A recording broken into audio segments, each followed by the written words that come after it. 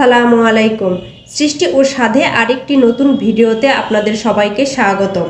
আমার আজকের রেসিপি হচ্ছে আমলকির আচার। আমলকিতে আছে ভিটামিন সি সহ আরও অনেক পুষ্টিগুণ। আমলকিটা খুব বেশি টেস্টি না হওয়ায় কেউ খেতে চায় না, তাই এভাবে করে কেউ যদি আচার বানিয়ে রাখেন তাহলে একবার নয় বারবার খেতে চাইবে সবাই। তো চলুন দেখি কিভাবে আমলকির আচার তৈরি করি। আমি এখানে 1 কেজি আমলকি নিয়েছি। আমলকিগুলোকে খুব ভালোভাবে ধুয়ে নিয়েছি। এখন আমি চুলায় একটি পাতিল দিয়ে সেখানে পর্যাপ্ত পরিমাণ পানি দিয়েছি, আর এর মধ্যে দিয়ে দিচ্ছি আমলকিগুলো।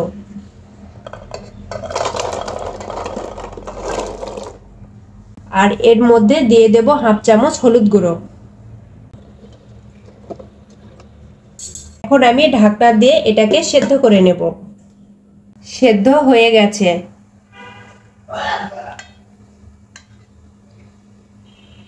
দেখতেই পাচ্ছেন আমলকিগুলো ফেটে গেছে। এখন আমলকিগুলোর পানি ঝরিয়ে নেব। পানি ঝরানো আমলকিগুলোকে আমি এখন হাত দিয়ে ভেঙে নেব।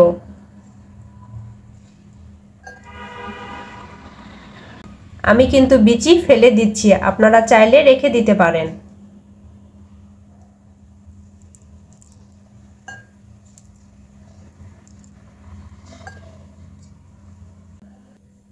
দেখতেই পাচ্ছেন আমি একইভাবে সবগুলোকে ভেঙে নিয়েছি। আমি এখন চলে যাচ্ছি আচার তৈরির মূল রেসিপিতে। চুলায় একটি প্যান বসিয়ে সেখানে দিয়ে দিচ্ছি 6টি শুকনো মরিচ। তবে ঝালটা আপনারা চাইলে বাড়িয়ে কমিয়ে নিতে পারেন। শুকনো মরিচগুলো ভাজা হয়ে গেছে, তুলে নেব। একই প্যানে দিয়ে দিচ্ছি পরিমাণ মতো গোটা ধনিয়া, পরিমাণ মতো গোটা জিরে এবং পরিমাণ মতো পাঁচফোড়ন। এখন এগুলোকে নেড়েচেড়ে ভালোভাবে ভেজে নেব। এটাকে আমি ততক্ষণ পর্যন্ত ভাজবো যতক্ষণ পর্যন্ত এর থেকে সুন্দর একটা স্মেল বের হয়। এটা ভাজা হয়ে গেছে। এগুলোকে আমি এখন গুঁড়ো করে নেব। এখন চুলোয় একটা প্যান দিয়ে সেখানে দিয়ে দিচ্ছি সরিষার তেল,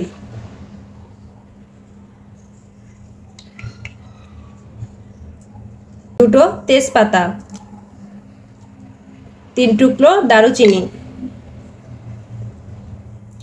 এখন এগুলোকে একটু নেড়েচেড়ে ভেজে নেব। এখন দিয়ে দিচ্ছি রসুন,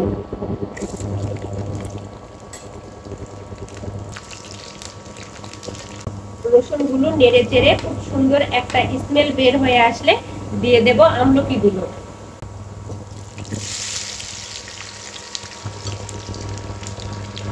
এখন এগুলোকে 3 থেকে 4 মিনিট ভেজে নেব, যাতে আমলকির গায়ে থাকা এক্সট্রা পানিটা চলে যায়।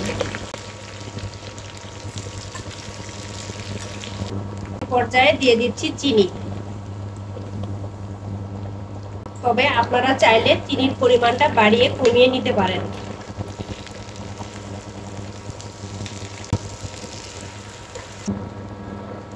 তবে চিনি দেওয়ার ফলে এটা থেকে পানি উঠে এসেছে, ভয় পাওয়ার কিছু নেই। এটা নাড়তে নাড়তে শুকিয়ে আসবে। এখানে আমি এখন দিয়ে দেব 1/2 চামচ হলুদ গুঁড়ো, 1 চামচ মরিচ গুঁড়ো, স্বাদ অনুযায়ী লবণ। সবকিছুকে নেড়েচেড়ে এখন মিশিয়ে নিচ্ছি।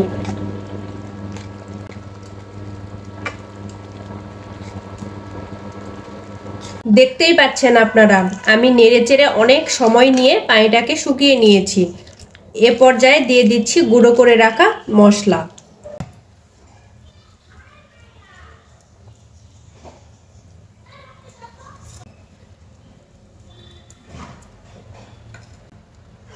আবারও নেড়েচেড়ে মিশিয়ে নেব।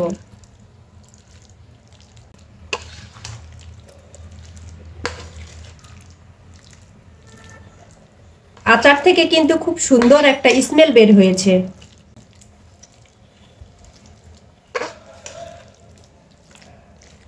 এটাকে আমি আরো কিছুক্ষণ নেড়েচেড়ে নেব। এর কালারটা কত সুন্দর হয়েছে। আর আচারটাকে আপনারা যত বেশি পাক দেবেন তত বেশি সময় ধরে ভালো থাকবে। দেখতেই পাচ্ছেন আচার থেকে তেলটা সেপারেট হয়ে গেছে। আচারের কালারটাও অনেক সুন্দর হয়েছে।